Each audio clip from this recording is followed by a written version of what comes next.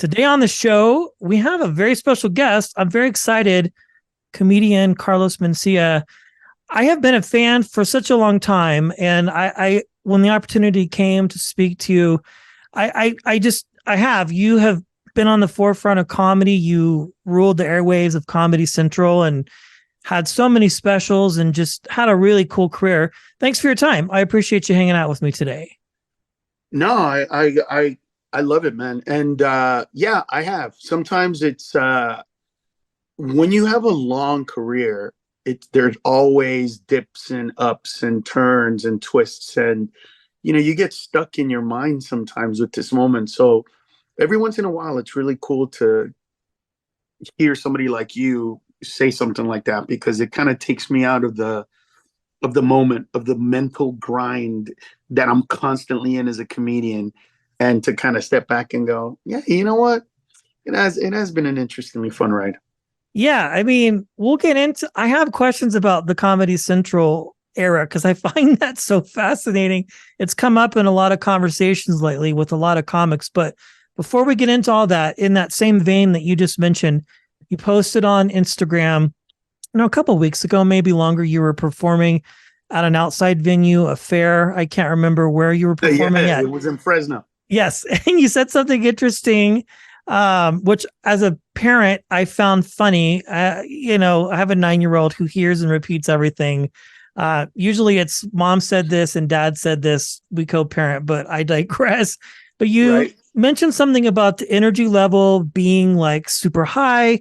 You were in your mind because the people said you can say what you want to say, and you found yourself kind of in your head. It seemed like editing, like, what can I say? What can I say? Not, or what can I not say? I want to ask you, I've never heard that come from a comic before, as far as the people running the events telling you kind of what you can and can't say. Does that happen a lot as a comedian, or was that just like a special one-time thing? Because I've not heard that before. It wasn't that they said what you can and cannot say. What it was is, it was a fair where the amphitheater was within the context and the confines of the fair, geographically speaking. So everything that I said could be heard by all Okay. the children Nice. that were not inside the venue. Okay.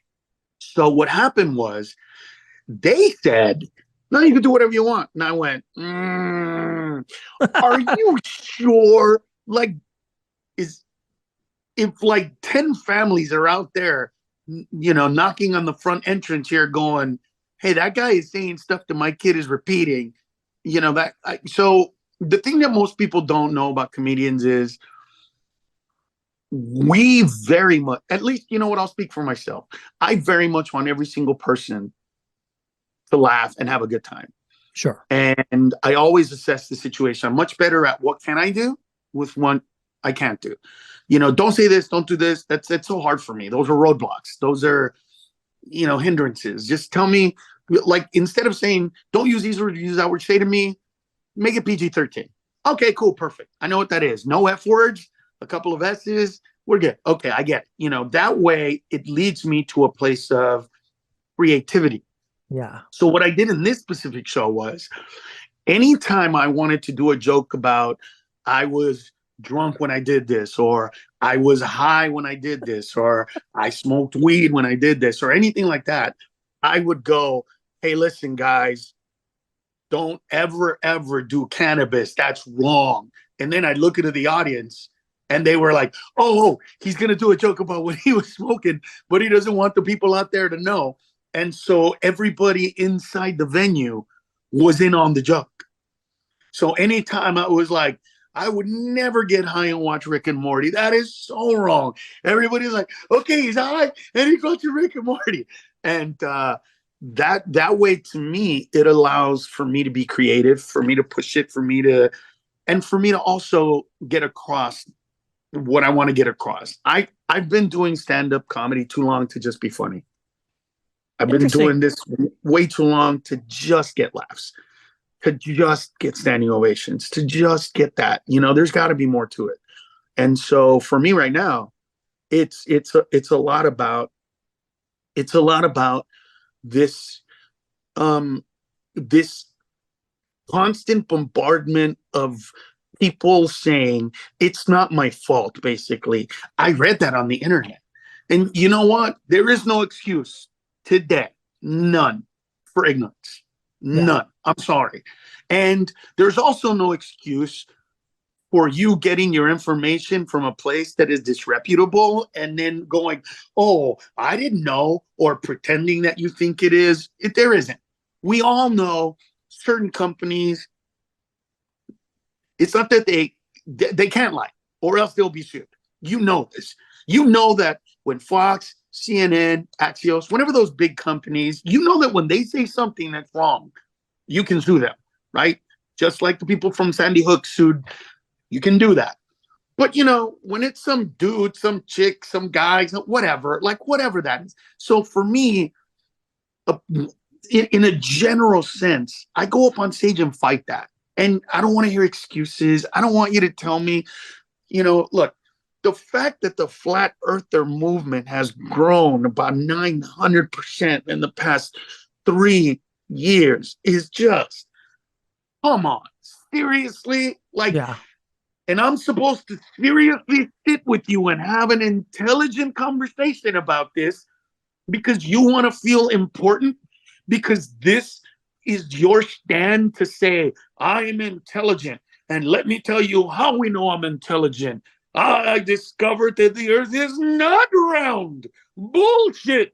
It is a piece. Come on, stop. And I'm not going to kiss your ass because I'm a comedian and I want you to like me. I do. I want everybody to speak of me as a funny, great guy that you got to go see him perform. That's never going to happen, but that's what I want. But I'm sorry, I'm just beyond it. And I'm beyond the hypocrisy as well and I talk about this on stage in the beginning of all my shows pretty much. Mm-hmm. I don't like this hypocrisy of go to an LGBTQ show and you can do all the LGBTQ jokes you want and laugh and use all the words you cannot laugh. Go to an urban show and you can say the N-word as many times as you want. Go to a Latino show and you can make fun of the difference between Puerto Ricans and Mexicans and Dominicans and Cubans and Hondurans. Go to a Middle Eastern show and yeah, sure, they can call each other terrorists and Muhammad. Oh, but we can't. Go to an Asian show. They literally Asian comedians squint their eyes when they do impressions of other comedians. Nobody else can get away with that. No. And yet it's okay for that. So my whole thing, another thing is like, so let me get this straight. I can only do every joke that I want to do when I'm surrounded by people who supposedly have my last name. I thought that the commonality of jokes is your everyday life. It's the fact that you see it. It's the fact that you live it. There's 2 schools of comedy when it comes to telling stories. One of them is saying things like, how when you're driving and you see a green light, but then it turns yellow, but then the guy in front of you, right? So you're making it like everybody knows this, right? That is our way of kind of cheating as comedians to let people kind of go, hey, we all do this, right?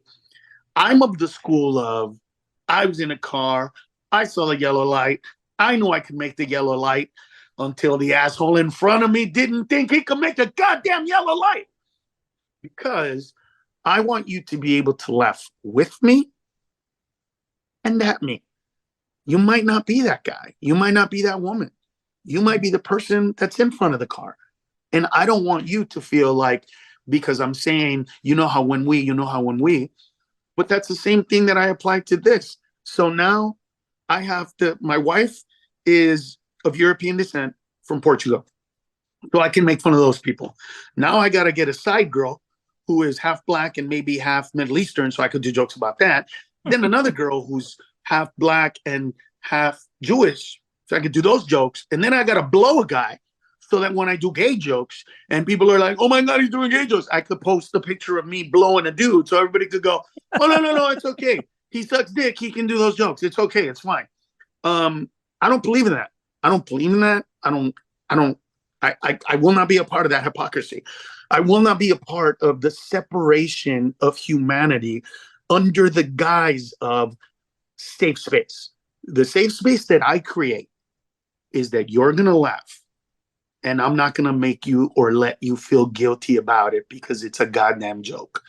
And if you don't understand that, then I told you to get out about 20, 30, 40 minutes ago, whatever is in my act. And that's kind of where I'm coming from right now. And it's liberating, even more so than it was when I was doing Mind and Mencia, because back then I didn't have this um, body of work, this amount of time of dealing with success and failure and growth and potential and possibility. Now I've gone through that gauntlet. You know what I mean? I've gone through being canceled by cities for jokes that I tell or whatever it is, and Mm-hmm. I'm in such a better space now that whatever my next project is outside of my specials, it's going to be so much more in tune with who I am and what I do, and it's going to be delivered on a much better scale. Even though I'm really proud of Mind and seeing that, if you go look back at some of the sketches that we did and some of the things that we tackled, we're very ahead of our time. Very We're progressive. very ahead of our time with a lot of the sketches that I look back and go, man, that sketch. I remember being disappointed in that they didn't really get it as much as they did, but I think that we were just so far ahead that people didn't know that America was going to get to this place. Like, I remember we did this sketch on what conservatives think of liberals and what liberals think of conservatives. And I thought it was just a brilliant bit. Didn't get the reaction that I thought, but looking back at it today, it's like I wrote it for today, not for 2005, which I think was when we did that sketch. Crazy. I still own the DVDs. Every time they came out, we bought the DVD copy because we didn't have Comedy Central at the time, and those were classic shows. So you were part of this era and vortex of Comedy Central where there were specials, there was the premium blend, there was all these different things that they were doing. You had your show on there. When you started your career as a comic, was that the goal? For some, it was to get a TV show back in the day and the comedy boom. But you started out, you were performing, selling out. You get Comedy Central, you do the show. Was that on your list of goals to do, or was that just a byproduct of all the hard work that you had done as a comic up to that point? You know what? It was part and parcel of, being a successful stand-up comedian. I mean, those roads were paved way before I got there. The Carlins of the world who kind of stayed away from it, but then at the end ended up doing a few movies where, it became a little iconic, especially the Rufus character and the, Bill and Ted's.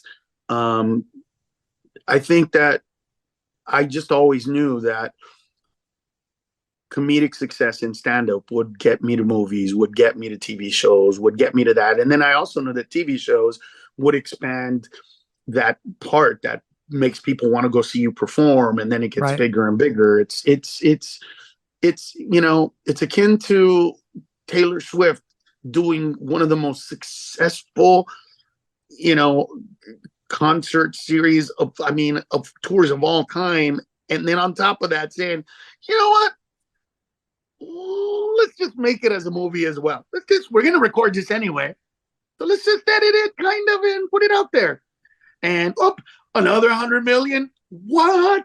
It's about doing all that. But I think it's harder for stand-ups today because what we do is seen as truth or something else as opposed to what it's meant to be, which is funny. Like, I remember recently when Minaj got in trouble for what he did, I was kind of, and I still am, I'm very ambivalent about my feelings about comedians getting upset at him. And kind of, here's why. Is his job to go on stage and tell the truth, or is his job as a comedian to be funny? Yeah. I mean, let's just go back to, Henny Youngman saying, "Take my wife, please." He was literally saying, "I hate my wife, take her." Is that what he meant? Are we supposed to say, "Oh my God, he's getting a divorce because he made that joke"? Was he saying my wife's a bitch? Like we can infer a lot of things from that stupid joke if we really want to, Yeah. but that's not what we're supposed to do. So with Minaj, I'm almost like, so you're mad because he told some jokes that weren't real? But then somebody said to me, yeah, but the whole point of some of those jokes was that you feel sorry for him and blah blah blah. And I'm like, okay, I'm still on the fence about it. I'm still not really, no, I kind of don't go that route. But, like this weekend, because of Minaj, I literally did this big long piece. And then I talked about him on stage. And then I said to the audience, that story I just told you might not have happened. Did you guys laugh at it? Yeah. Did you enjoy it? Yeah. Then why does it matter? That's my job. That's my job. So that blurred line in between telling the truth, telling truths. I'm a comedian. Knock, knock. Who's there? Nobody. There's not even a door. That line is becoming more and more and more blurred. And I think it's been a negative thing for comedy in that respect. Yeah, it's interesting because I mean I see shows all the time here in the Denver area. Young comics, new comics, seasoned veterans like yourself. Like it just depends on who's playing. Like at the Comedy Fort up in Fort Collins, like that's a favorite spot to go and just see. It's a small room, it's fun. I know I've But done it. I love it. yeah, it's great. Yeah, well, I was telling some of the guys that I work with on shows here in Loveland, like tonight there's a brewery show they're doing, and they've got some big names coming. But they're like, oh yeah, we had Carlos at the Fort, at such and such a time, sold out Yeah. all the shows, Yeah. added shows. It was a great time.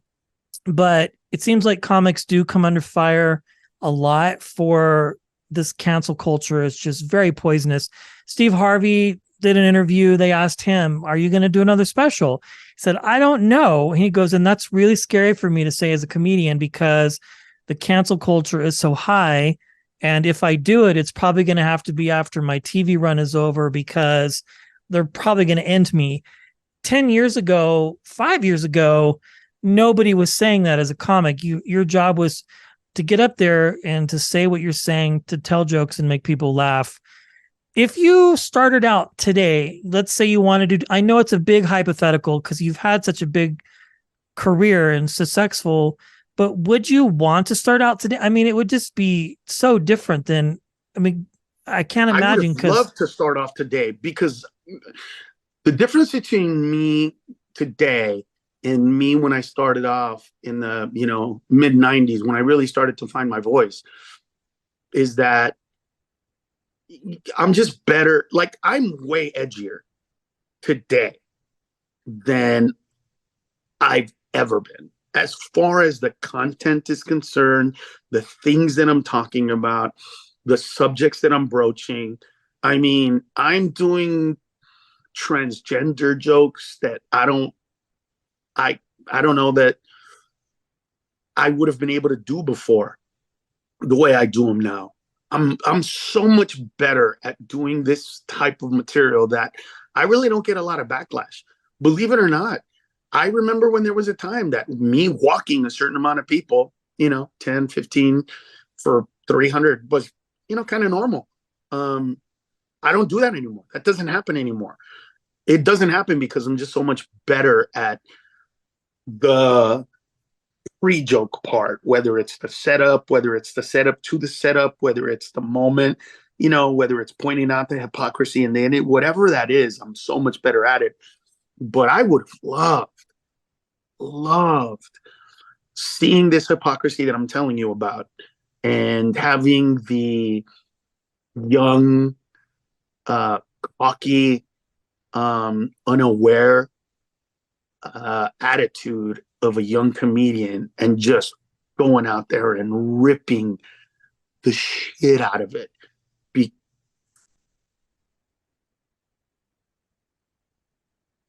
oh, thanks, buddy. nice. Appreciate it.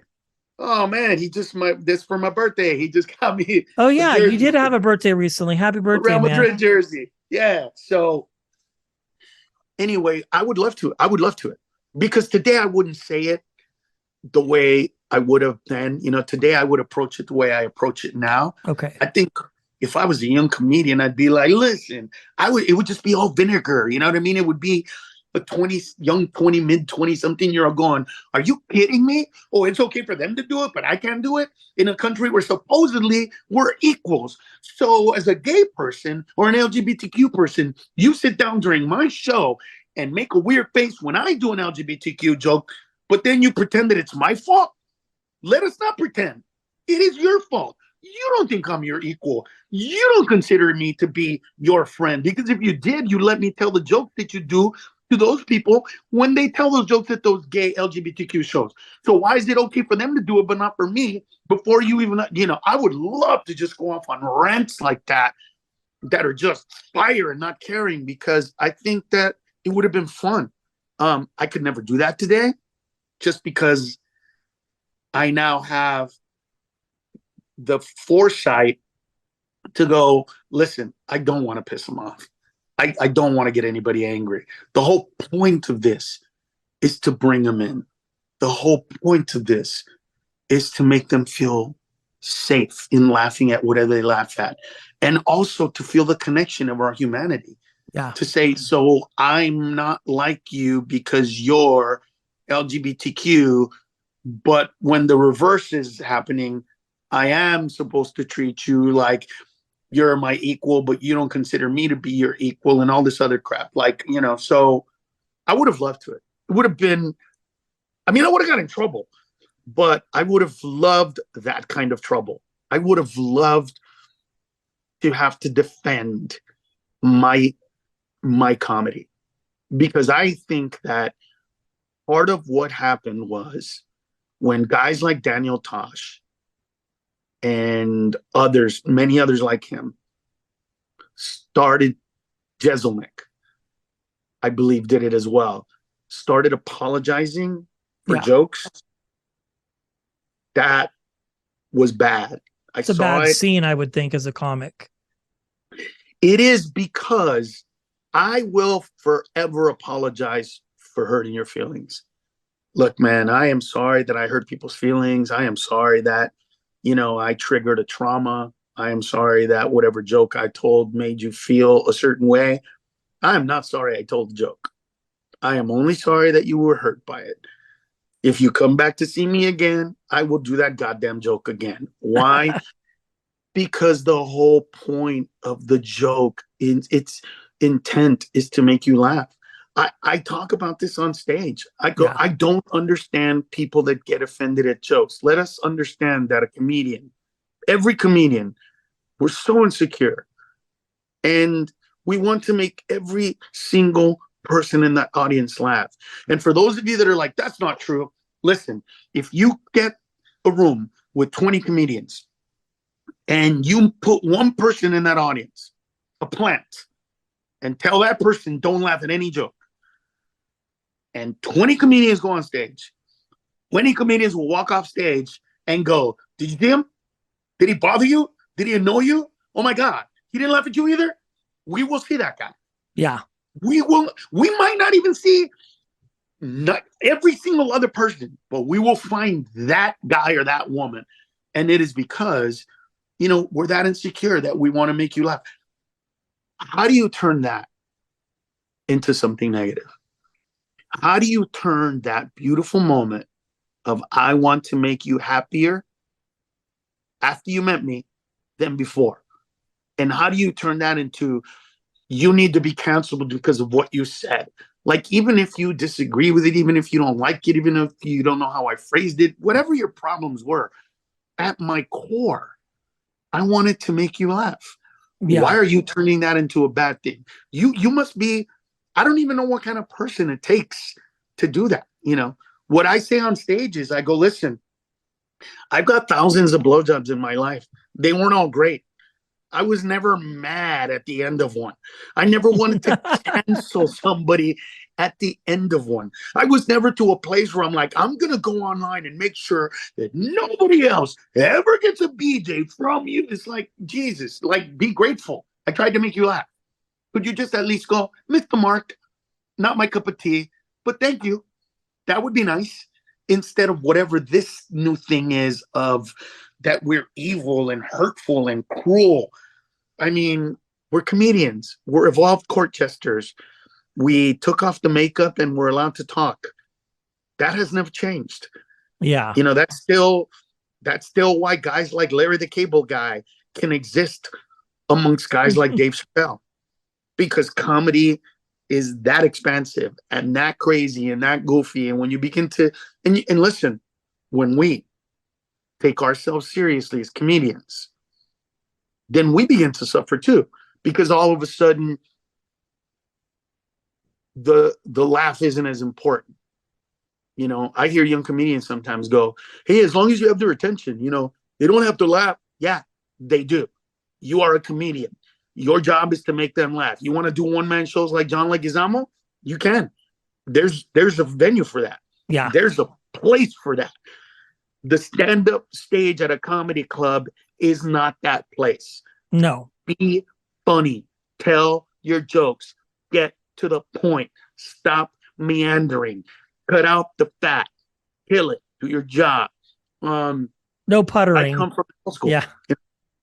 And I think that's a good thing. I don't think that's a bad thing. I don't think there's anything wrong with that. No. I just think that we just got so insecure that when somebody said, I don't like you, we went, oh my God, I'm just so sorry. I'll never do it again. I just think that gave them power that they shouldn't have had. And now they think they can cancel us. Now they think they can tell the world, don't go see this guy. Don't go see that woman. Don't go see this person. And when you give people like that power, especially people that are too stupid to realize it's even a joke, it's not a good thing, man.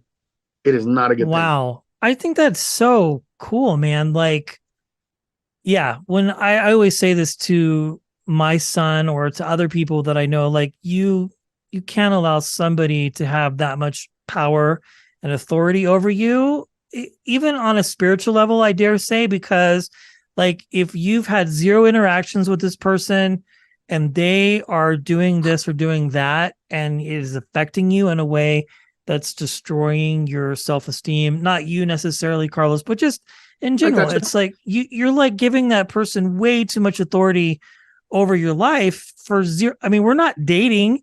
We're not in a relationship. I'm not going to give you that kind of power over my life over something stupid. And, you know, cancel culture, whatever the case might be. When I go to a comedy show, I'm going to laugh. If I sit in the front row, I should expect to have some sort of conversation with that comic at some point, depending on their style. You know, they're going to say something, and I need to be in this situation. I was talking to another comic. She was saying she had a boyfriend and she talks about him on stage, but she did have one conversation with him. Hey, you know, I wrote some jokes about you. This is your one time to tell me yes or no. But even then, I think she said, if you're going to date me or date a comic, you just got to kind of be ready for anything at that point and not become easily offended, because it's just, you won't survive, I think, or in life, period. And I mean, man, that's inspiring. I have to say, it's encouraging to me just doing this. Yeah, but look, that's where we should be. It's like, you know, I've done jokes about my wife, and sure, all the stories I tell have a semblance of truth that allow me, you know, to tell it the way I tell it. Right. But at the end of the day, it's like, you know, we have to start letting people understand, especially when it comes to comedy. Yeah. The minute you tell me I can't make fun of Barack Obama is also the day you're telling me I can't make fun of Trump. And I know for a fact that this country is a certain amount of people are like, what do you mean you can't do jokes about him? The other half is like, come on, please don't do jokes about him. And so for me, it's like, look, they go hand in hand. You the minute you say that's out of bounds because the victim of the joke, quote unquote, punching up, punching down, I don't even understand what that means. I don't get what that means because what do you mean punching up, punching down? I don't understand. What are you getting at? Like, oh, you're making fun of somebody. Listen, I make fun of everybody, even myself. Listen, my mother had 18 kids. If you are going to have the audacity to tell me that I went too far when 3 minutes ago you were laughing at a joke I did about my mother's vagina looking like she could put it in a roast beef sandwich at Arby's and you thought that was hysterical, I'm okay with that. But don't you dare turn around and tell me this other joke is something that you can't laugh at. You just laughed at my mom's cooch, man. Like, seriously? That's okay? But I can't do this? No, I'm sorry. I keep going back to the hypocrisy of all these human beings. You know, every joke has a victim, if you will, or somebody that did something wrong, somebody that did something right. You know, it's just the way it is. Yeah. You have to understand that. And if you don't, that's on you. It's not on me. It's not on me to teach you. We're past this as a society. I mean, Jesus Christ. I think people forget. But I told this the other day to somebody. Oh, I'm sorry. Maybe you don't know, but we, comedians, have already been to jail. More than one of us for speaking our minds. Yeah. And every single one of those cases, we won. Freedom of speech prevailed. So you're wrong with this whole idea of there's certain things that I can and cannot say. No, I can say anything. And if you don't understand that what I'm saying is meant to be funny, then that's on you. That's not me. You know what I mean? Yeah. That's not some responsibility I'm gonna even take forth because it's still you. If you show up to my comedy show with a trauma and I tell a joke that, you know, triggers that trauma and you're not over it and you can't laugh at it, I'm sorry, man. You know, I hope that through the joke, I can give you a catharsis and that I'm good enough that by the end of it, I can help you actually get over that trauma. But if you're still stuck in that trauma, listen to my words. You are still stuck. Not me. Not the 500, 800,000, 2, 3, 10, 20,000, 30,000, whatever amount of people it is, but you. And man, how arrogant, by the way. How arrogant of you to sit at a sold out comedy show where there's, let's pretend it's a comedy club that seats 380 people. And everybody's laughing but you. And you want everybody else to stop laughing at that joke because what you're feeling is more important than what every single person in that room is feeling. Mm-hmm. That's an arrogance that I can't get behind either. Sorry, you're not that important. Neither am I. Yeah. That's crazy. Well, I don't But it even know. takes time. You know what I mean? It does. Takes time Yeah. to get to Yeah, this it place. does. That's what it is. I'm not. That's why I said to your question earlier, I would love to start comedy now because I'd be ignorant to all the stuff that I'd learned, and I would step in it.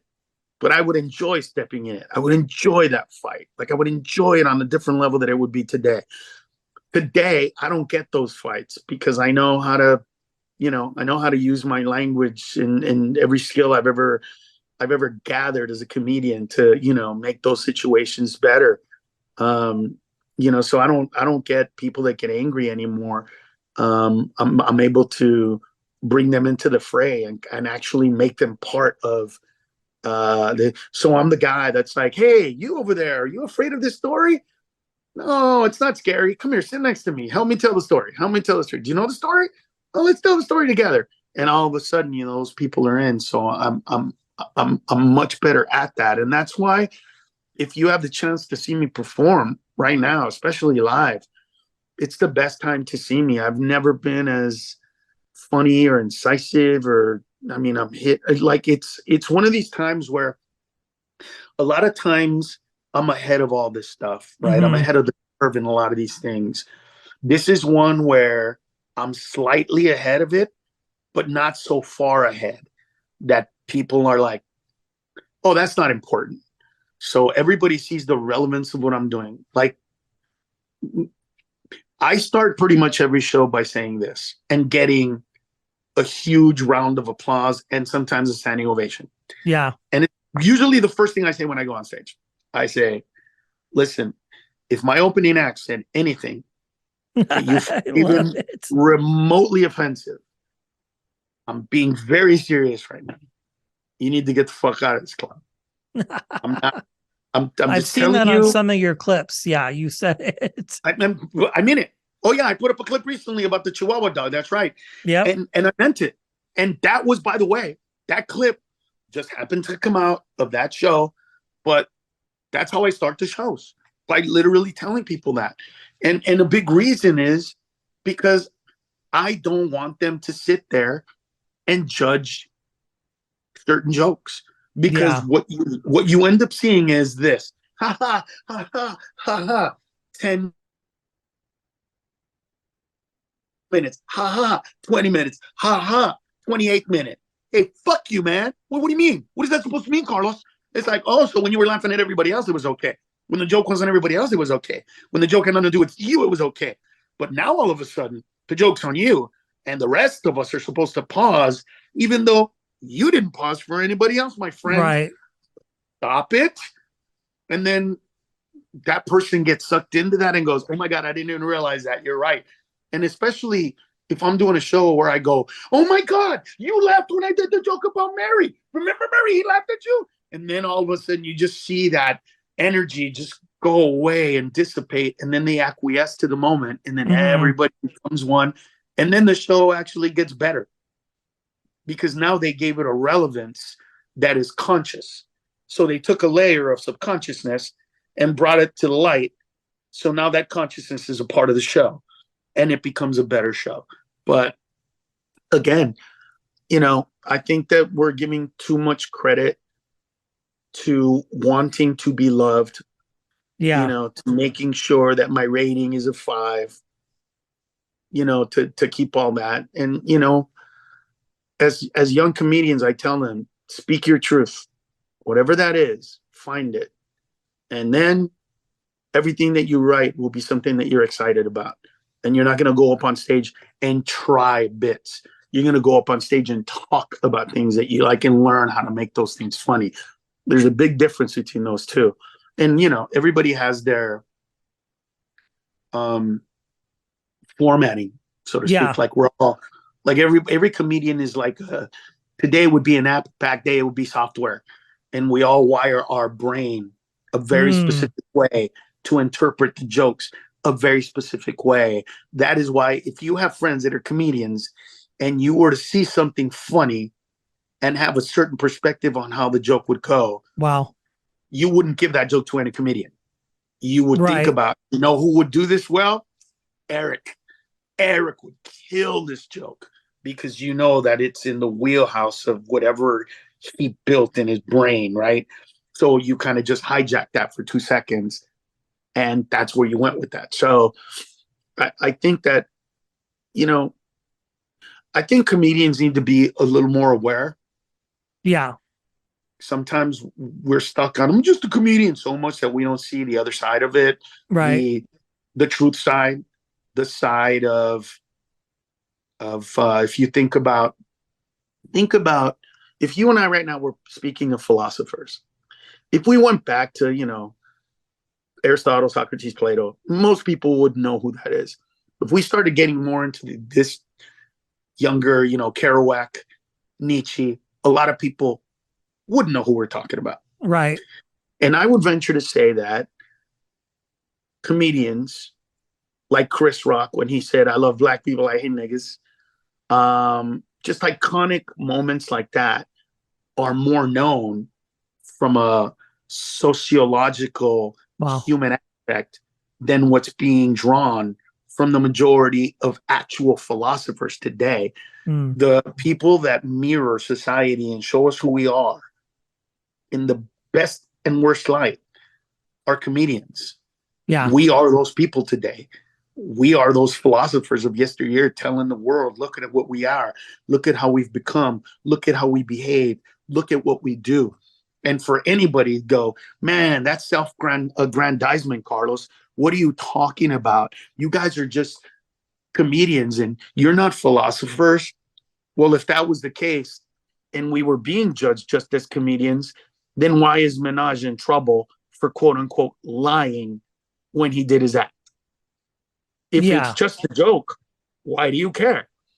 Because the philosophy of what he's trying to teach, this happened to me, this racism, this right, the juxtaposition of truths rubbed people the wrong way when it turned out that the stories were not completely accurate or whatever it is.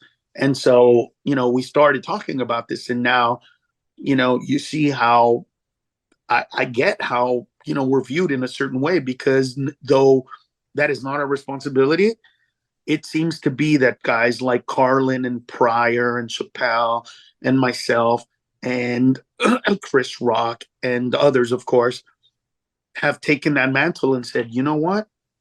I want to talk about that kind of stuff. And it's what I said when we began. I'm too funny at this point, and I've been doing this way too long to just tell jokes. I have to do more. I have to. Yeah. I have to be more than just a comedian, and so that's the path. Wow. I mean, I don't even know what to say. That is just mind blowing. Again, as I said at the beginning, I've been a fan for a long time. I really have, in spite of, I mean, life happens, and when I found out you were represented by your publicist, and I emailed her, I said, I would love to get Carlos on the show and talk to him. Yeah. I mean, going back to the 2005s with Mencia to your live concerts. One last question. You have had a special come out recently. You've been talking about that. And I want to talk to you about that. Where can people watch it? And where is it available? Can we get it through your website? Actually, you could go to Tubi or Roku. Okay. It's for free. I did 2 specials, and I wanted to make sure that the first one was free because I haven't put one out since 2010. And I've had so many supporters throughout that time to just always be there. I have so many people come up to me now because I started getting aggressive again on social media, and they're like, "Where have you been?" It's like, I've never not been. You've never not been. You've always I've been never there. not been. I never stopped. I mean, I didn't, put as much content as I am now, but yeah, it was always there. It was always a part of me. I think that being the first person that the internet ever tried to cancel, and not addressing it at the time, and dealing with the humanity of being a comedian, and in dealing with nobody prepares you for success. No. Nobody prepares you for people liking you as much as they're gonna, or hating you as much as they're gonna. Nobody prepares you for the fact that you're gonna walk into a restaurant almost anywhere and not have to pay a thing because everybody wants to give you free food and Right. take pictures.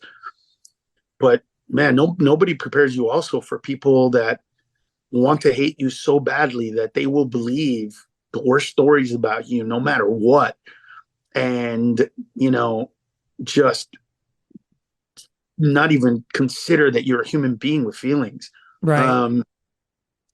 But what happens is that once you go through that, if it doesn't literally kill you, or kill your career, you end up becoming so much better.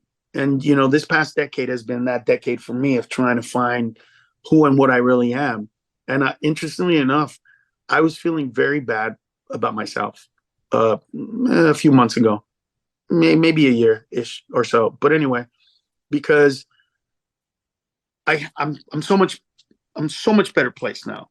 and I'm in a great place and I love where I'm at, but it's kind of taken me about a decade of introspection, of comedy, of stand-up, of pushing it, of therapy, of meditation and all that to get to where I'm at. And I was feeling down on myself because looking back, I'm like, man, a decade. Shit, that is a long time. And then I saw Carlin's special. He had a decade-long period where he had to find himself. Then I saw Robin Williams special. He had a decade. Then I saw Richard Pryor's special. He had a decade. And I went, oh my God, it looks like this is our penance as comedians that try to kind of, push the envelope and really be way more than comedians. We've all had a 10-year kind of a thing where we had to deal with ourselves, our humanity, our growth, the way we look at life, the way we see life, the way we live life, the way we live life after our shows, what we do, the people we do it with. And it kind of went, oh shit. Well, if it took the geniuses, the greatest comedians of all time, 10 years to do it, and it took me 10 years, then I'm not going to be hard on myself. I'm going to be okay with it. And from that point on, there's been just a great peace and tranquility that come with doing stand-up, except for that one day where I was trying to figure out how to do my act in front of children or in front of children that could hear me say things. So I'm not say certain words or trigger words or say stuff like that, so but that was fun too, because it was childlike in the sense that when I first started doing stand-up, I had moments like that all the time. I hadn't had a moment like that in so long. I forgot. There was a point in time where I was not good at this, where I was a young comedian that thought he was great, that went and told jokes that everybody else told, pretty much premises that everybody else had already said, thinking, because you're young and you're like, I was on an airplane. Oh God, Jesus, man. Every comedian has done something like that or whatever that. Hey man, why do black people this and Mexicans and white people that? Jesus Christ, bro, that's been done a million times. But that's your first foray into the writing stuff. So yeah, it's been a great, amazing career. And what I love about what I do for a living is, sadly, I get to watch some of the greatest athletes of all time shine and then, lose their luster because there is a timestamp on how long they can be that good physically. And then when I see that, I get so happy for myself because I just get better. Physically, there's no diminishing the product of what I do on stage. And so unlike athletes, I don't have that. That time for me will be probably when I'm 70, maybe 75, maybe 80 when I'm walking weird, maybe. So yeah, it's been great. And it's been a very, very long, arduous, unbelievable, beautiful, difficult thing to do, but being me, having done stand-up since 1988, having connected with all the human beings that I have, having changed the world, at least a few people at a time, it's been one of the most rewarding lives today. And I can compare that to all of humanity. I'm truly blessed, man, with all the good and all the bad. It's all come to a really beautiful place right now, and I'm better than I've ever been, and I'm happier than I've ever been, and I'm in a better place than I've ever been. So yeah, it's all great, man. I love it. Carlos Mencia, this has been an iconic moment for us. I appreciate your time, man. Thank you so much. Appreciate it, man. If you ever need anything else, let me know, brother. You too. Thank you, sir.